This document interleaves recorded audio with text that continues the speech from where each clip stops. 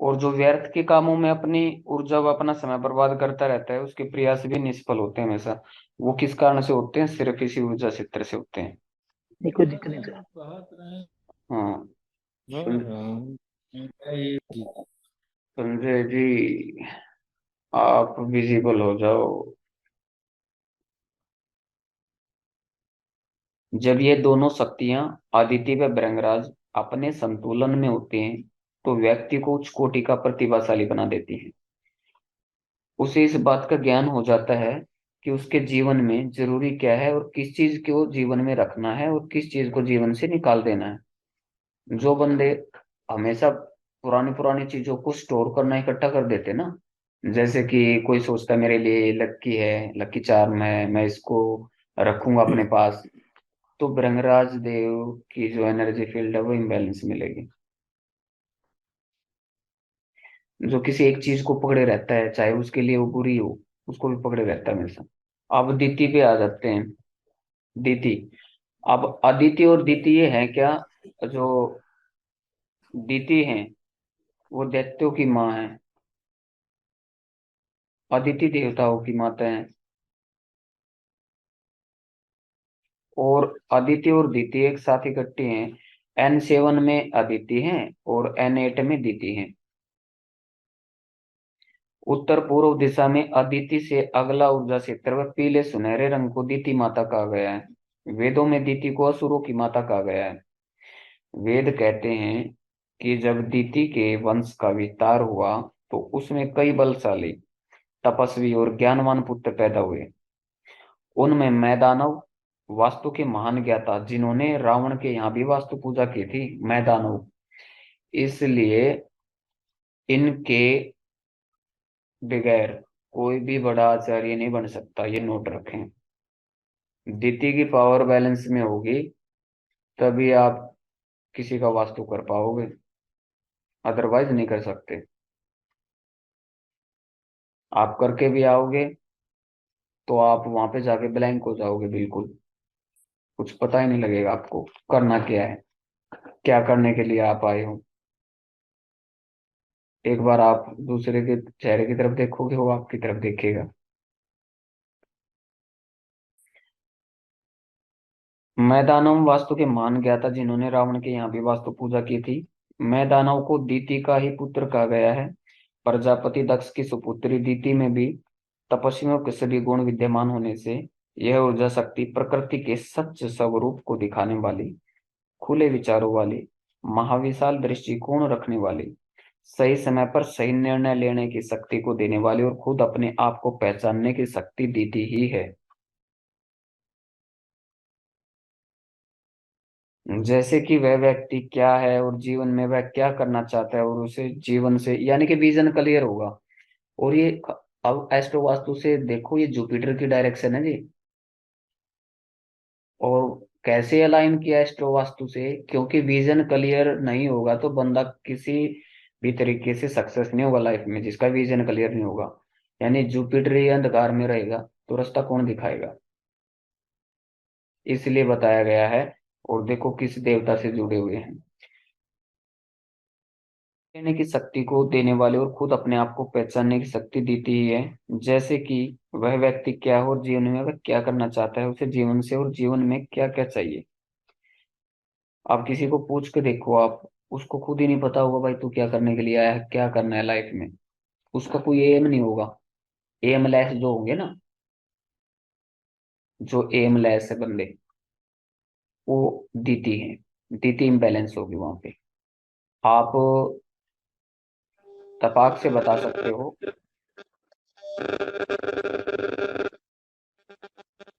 संजय जी आपका तो नेट ही। हेलो। हाँ जी संजय जी बताएं। क्या करने आए हैं कि क्या करना है? आए सर, तो कुछ और करने हैं, करना करने लगते कुछ और। हम मतलब बात तो वही है ना, विजन ही क्लियर नहीं है बंदे का। नहीं, अगर वेदों के हिसाब से देखा जाए, गीता के हिसाब से, तो आए हैं मुक्ति के लिए। और आए थे हरिभजन को, होटल लगे कपास। अब यहाँ किसी को डॉक्टर, इंजीनियर, किसी को बिजनेसमैन, किसी को वास्तु, किसी को ज्योतिषी। हाँ बिल्कुल। देखो लेकिन वास्तु तो हमें वहीं पहुंचाता है संजय जी। हाँ, बस वही डिफाइन नहीं, हमने इसलिए कहा, मजाक वेद में हैं। बोला। जी जी जी। महावास्तु क्या है? ये वही है, वही थ्योरी हमारे वेद हैं, वेदों का सार है। और आचार्य जो खुशदीप बंसल जी हैं, वो, मैं तो पितामह कहूंगा उनको इस शास्त्र विद्या का, जिन्होंने नहीं इतनी नहीं, वो बड़ी रिसर्च आध्यात्मिक करके रूप से भी निकाला है। सोचे आते हैं, आध्यात्मिक रूप से भी बहुत आगे हैं सर। जी जी जी जी। उनकी तो देखो, हमारे जैसे तो उनके तो भी क्या बताएं। नहीं, उनका अध्यात्म जो है बहुत ऊंचा है। हाँ, वो क्रिएटर हैं, क्रिएटर हैं वो। अच्छा, व्यक्ति खुली सोच व दूर की सोच रखने वाला बन जाता है। अभी खुली सोच किसकी, जिसकी भी खुली सोच होगी, खुले विचारों का जो बंदा होगा, वे मान लो कि डीटी उनका बड़ा ही जबरदस्त पावर में होगी, डीटी की एनर्जी। यह ऊर्जा अपने संतुलन में होने पर व्यक्ति के मन की सभी दुविधाओं को खत्म कर देती है। जो बंदा मतलब अपने मन की बात नहीं बता पाता ना सामने वाले को, तो भी डीटी ही इम्बैलेंस मिलेगी। यह ऊर्जा इम्बैलेंस होने पर उस घर में रह रहे सभी लोग पुरानी परंपराओं को आंख मीच कर नहीं मानते, क्योंकि वे दुविधा में रहते हैं कि क्या सही है और क्या गलत है। इस दिशा में शौचालय, रसोई, स्टोर होने से या कोई विरोधी तत्व आने से यह ऊर्जा क्षेत्र नेगेटिव रिजल्ट देना स्टार्ट कर देता है। ठीक है जी। अब मृग देव आते हैं ठीक इनके 180 डिग्री पर, दक्षिण पश्चिम में द्वितीय शक्ति के ठीक सामने 180 डिग्री पर द्वितीय के रंग जैसा ही पीत वर्ण सुनहरे रंग का ऊर्जा क्षेत्र मृग है। नील पद। यहाँ एक बात यह भी समझें कि अगर किसी जोन या किसी ऊर्जा से इच्छित परिणाम लेना हो, जैसे मान लें हमने मृग ऊर्जा से इच्छित परिणाम लेना है, तो हमें मृग के साथ लगते दाईं और बाईं वाले दोनों ऊर्जा पुंज और मृग के ठीक सामने द्वितीय को भी संतुलित करना पड़ेगा, तभी रिजल्ट आएंगे मृग देवता के, अन्यथा नहीं। क्योंकि आमने सामने वाले ऊर्जा पुंज व उसके साथ लगते दोनों ऊर्जा पुंज उसकी ताकत कहलाते हैं, और सामने वाला ऊर्जा पुंज उसका पूरक होता है। जैसे दीति की शक्ति हमें विशाल दृष्टिकोण, खुले विचार, सही समय पर सही निर्णय लेने की शक्ति देती है, और मृग देव की ऊर्जा हमारे रोजमर्रा के काम हो या औजारों से करने वाले काम हो, उसमें निखार के साथ दक्षता देते हैं। हमारे कामों में दक्षता तभी आएगी जब दीति की शक्ति संतुलन में होकर हमें विशाल दृष्टिकोण व सही निर्णय लेने की शक्ति देगी, क्योंकि बंदे के पास कोई विजन ही नहीं होगा, कोई काम करने का आइडिया ही नहीं आएगा। आइडल जो होंगे ना, आइडियल, अब आइडिया आएंगे नॉर्थ ईस्ट से, तो बंदा करेगा क्या? स्किल क्या करेगी वहां पे? बिल्कुल बिल्कुल। जब दिमाग व दक्षता यानी दीति और मेरठ का संगम होता है तो प्रतिभा का जन्म होता है। जिनके पास प्रतिभा होती है उन्हें आसमान छूने से कोई नहीं रोक सकता। प्राचीन काल में ज्यादातर लोग हाथ का काम करते थे और वह इसी क्षेत्र में बैठकर अपनी प्रतिभा का परिचय देते थे। महावास तो बहुत पुराना है जी ये। जो हमारे राज्य महाराजे थे या ऋषि मुनि थे, उनके पास कितनी बड़ी विद्याएं थी, लेकिन ये लुप्त हो गई थी बीच में। रामायण रामायण में भी, वाल्मीकि रामायण में सच प्रसंग है। जी जी जी जब भगवान चित्रकूट में वहाँ पंचवटी में अपनी कुटिया बना रहे थे, जी। तो लक्ष्मण को बताते हैं कि ये ईशान कोण में ऐसे करना है, जहाँ हम्म। उत्तर की तरफ खाली भूमि हो वहां पे कुटी बनाई जाए। जी। तो हाँ, वास्तु ये था वाल्मीकि पहले। रामायण। हाँ, हम्म। ठीक है। लेकिन ये क्या हुआ था, जो ज्यादा साइंटिस्ट पैदा हो गए थे ना, वे बीच में उन्होंने लुप्त कर दी थी ये विद्या। हाँ हाँ, वो ऐसे नास्तिक बंदे होते हैं, वो क्या साइंटिस्ट नहीं होते, वो नास्तिक होते हैं। वो अपने जी पिता को सर। पिता नहीं मानते। हम्म। उनको हाँ, सच में वो अपने पिता पे शक करते हैं कि ये मेरा पिता है या किसी और का है। हम्म।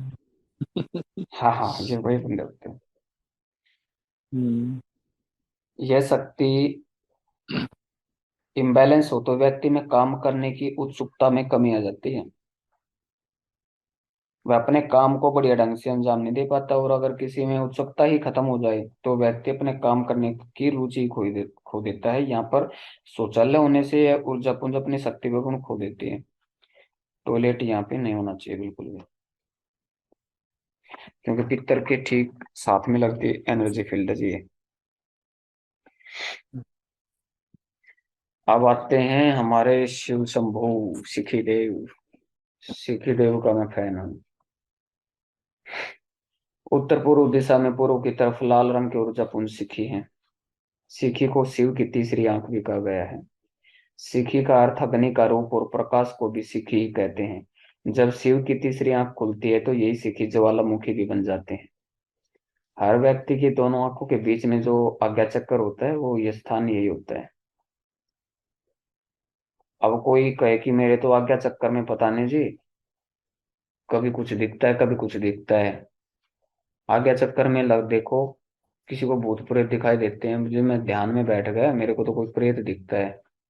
अरे भाई वहां से किसी अजीबोगरीब जो आकृति बनी हुई ना, या वॉल पे किसी ने बना दी हो, किसी को मैजिक दिखाना है, या आपने खुद देखना ना देखो कर मत देना ये काम देने से। मैं तो सिर्फ ये है कि भाई नॉलेज तो होनी चाहिए ना पूरी, इसलिए मैं यहाँ पे मैं तो शिव को ही रखता हूँ अपने शिव शंभू सिखी देव में। शिव परिवार यहाँ पे लगा सकते हैं। जी सर। हर व्यक्ति के दोनों आंखों के बीच में आज्ञा चक्कर के स्थान पर को भी सिखी कहते हैं। अगर भवन में सिखी ऊर्जा क्षेत्र बैलेंस में है तो आपके आज्ञा चक्कर यानी सिखी से निकलने वाली शक्तिशाली विचारों के जो प्रकाश से आप संसार को भी प्रभावित कर सकते हैं। संसार में कोई भी कार्य पूर्ण होने से पहले उसका आरंभ एक विचार से ही शुरू होता है। हर विचार सिक्की की शक्ति से उत्पन्न होते हैं और बाद में वही विचार एक विशाल रूप ले लेते हैं। जैसे आपको अगर कोई चीज खरीदने का विचार आया तो दूर कहीं उसी चीज को बनाने का विचार भी उत्पन्न हो जाता है। आप कह रहे थे ना एक दिन संजय जी, जी। मैं क्या बता रहा था कि जैसे हमारे विचार आए और वो चीज क्रिएट हो गई उसी टाइम, वो 10 दिन के बाद वो चीज हमें मिल जाती है। हाँ, क्वांटम हाँ, फिजिक्स। क्वांटम थ्योरी कब काम करती है ये तब काम करती है जब सीखी एनर्जी फील्ड हमारा जबरदस्त होगा। मैनिफेस्टेशन मतलब यहाँ जल्दी हो नहीं जाएगा। नहीं, अब ये देखो, अब मेरी एक सोच पैदा हुई। मैंने काफी पहले सोचा था, और मैं देखो मेरे जो पुराने ग्रुप है ना, कम से कम जी। भी 12-14 साल पहले वाला भी एक ग्रुप है, उसमें भी हम्म। मैंने 2008 की बात है शायद, वो मैंने ये बताया था कि 2025 के आसपास मैंने टाइमिंग दी हुई है, उसमें स्क्रीनशॉट भी मेरे पास। फिर शिव की ही तस्वीर रखता हूँ हमेशा से। हम्म। संसार में कोई भी वो- कार्य पूर्ण होने से पहले उसका आरंभ एक विचार से शुरू होता है। ये हो गए यहाँ से, वही विचार एक विशाल रूप ले लेते हैं। अगर देखो आपके विचार ही गलत होंगे हम्म। तो विकराल रूप कब धारण करता है, आइडिया आपका किसी को मारने का आ गया हम्म। तो ज्वालामुखी तो बनेगी वो चीज, क्योंकि आज्ञा चक्कर है। हम्म। लेकिन साथ में ये भी इम्बैलेंस हुआ, यानी कि वहां पे किचन आ जाए किसी की, लगा लो आप। किचन हम्म। क्या है, अग्नि है ना, फायर, मतलब जो आपके आगे चक्कर में फायर जग जाएगी। एक होती है बैलेंसिंग वाली फायर, जो विदाउट किचन के होगी, विदाउट बर्नर के होगी। वो ओरिजिनल फायर रहती रहती है हर किसी के वहां पे। लेकिन वहां पे और फायर लगा देंगे तो इम्बैलेंस हो जाएगी, तो बंदा या तो सामने वाले को चोट पहुंचाएगा या उसको चोट खाएगा। उसके विचार इतने अग्रेसिव मूड हो जाएगा उसका। और अग्रेसिव मूड कब होगा, तब उसका जो चर्निंग का जोन है, यानी कि ईस्ट साउथ ईस्ट, अगर वो भी इम्बैलेंस हुआ तो मंथन भी गलत हो जाएगा। एक तो आइडिया आए, लेकिन ये ऐसी अच्छा बेस्ट होगा तो उस आइडिया को रोक लेगा वहीं पे कि यार चल पीछे हट, मैं ऐसा काम नहीं करूंगा, गलत है, ठीक है। हम्म। लेकिन वो इम्बैलेंस हुआ ईस्ट साउथ ईस्ट भी, ठीक है। और तकरीबन मिलता ही है जितने ये जो क्रिमिनल होते हैं ना, क्राइम करते हैं, जी। हाँ, हम्म। तो इन सबका ये जो है ना जोन बिगड़े हुए होते हैं इनके। जैसे आपको अगर कोई चीज खरीदने का विचार आया तो दूर कहीं उसी चीज को बनाने का विचार भी उत्पन्न हो जाता है। समझे अभी आप कैसे तार जुड़ा हुआ है? जी, बिल्कुल बिल्कुल। ये विचारों की शक्ति है जिसे सीखी की शक्ति कहते हैं। अब जो एलियन बता रहे हैं कि वो, क्योंकि स्पेस में वॉइस तो है ही नहीं, वायु तो है ही नहीं, तो वो बोलते कैसे होंगे? तो उनका जो आज्ञा चक्र से ही बातें होती हैं उनकी। हमारे जीवन में कोई भी काम, व्यवसाय या कोई नई खोज करना आदि, इन सभी पर विचार करने की शक्ति हमें सीखी ही देते हैं। अगर किसी व्यक्ति में धैर्य की कमी है तो उसके विचार सही दिशा नहीं ले सकते। सीखी ऊर्जा में इम्बैलेंस होने से यह आंखों की रोशनी को भी प्रभावित करता है। सीखी ऊर्जा में इम्बैलेंस हो जाए तो आंखों से संबंधित, जैसे कि जी तो इम्बैलेंस होते हैं ये एनर्जी फील्ड। इस ऊर्जा क्षेत्र में भारी भरकम सामान भी नुकसान देता है। यहाँ पर रसोई होने से यहाँ पर रसोई होने से दिमागी शांति खोने लगती है।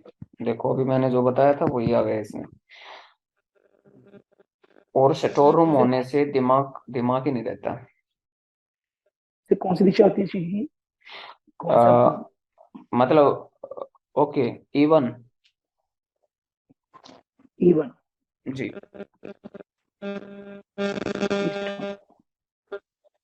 कितने कितने डिग्री होता है सर E1? ये सर आप नॉर्थ नॉर्थ ईस्ट से जैसे 65 डिग्री पे उसी में आएगा ये, वो इस ये डिस्टरबेंस का। सर वो 75 से 90 के बीच में होगा दिन सर। ठीक है। नहीं नहीं नहीं नहीं नहीं नहीं नहीं नहीं नहीं नहीं नहीं। इवन जो इवन की जो डायरेक्शन आएगी वो एक्यूरेट 50 डिग्री पे होगी सर वो। ठीक है।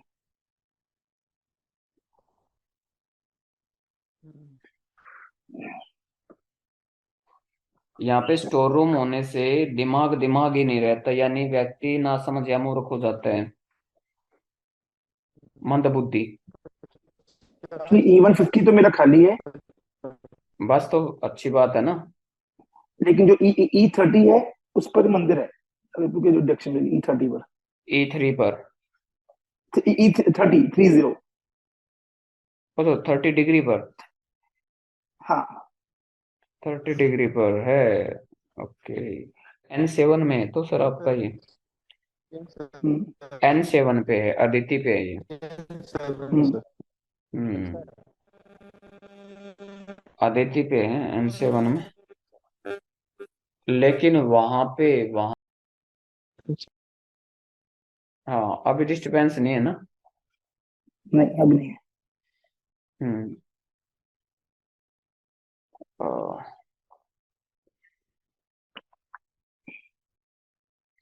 नेटवर्क इशू होता है केवल सर। हाँ जी। हो सकता है नेटवर्क इशू हो सर। हाँ नेटवर्क इशू है, काफी रहता है वहाँ पे संजय जी के पास में। हाँ, हाँ, कुछ वैसा हाँ। लोकेशन पर डिपेंड करते हैं। अभी देखो, अभी जो हमारे जो पितर देव हैं, अब वहाँ उस पर चर्चा करेंगे। पितर की जो एनर्जी फील्ड है उस पर चर्चा रहेगी।